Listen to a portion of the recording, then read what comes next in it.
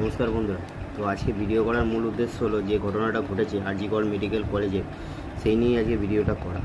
তো অনেক কিছুই দেখতে পাচ্ছি, অনেক ভিডিওর মাধ্যমেও জানা যাচ্ছে যে যারা মেয়েটাকে খুন করেছে তো তাদেরকে যত শীঘ্রই পারে রাজ্য সরকার ও প্রশাসনকে বলা হচ্ছে অ্যারেস্ট করা হোক, ন্যায্য বিচারটা চাই।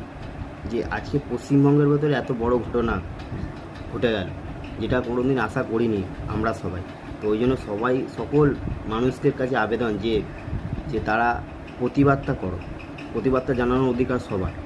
তো কিন্তু মেন ব্যাপারটা হচ্ছে সেরকমভাবেই প্রতিবাদটা করতে হবে, কিন্তু সাধারণ মানুষে কিন্তু এখানে পরিষেবা পাচ্ছে না, তার দরুন মারাও যাচ্ছে। তো হসপিটাল কর্তৃপক্ষরও একটা দায়িত্ব আছে যে সাধারণ মানুষ যেন পরিষেবাটাও পায়।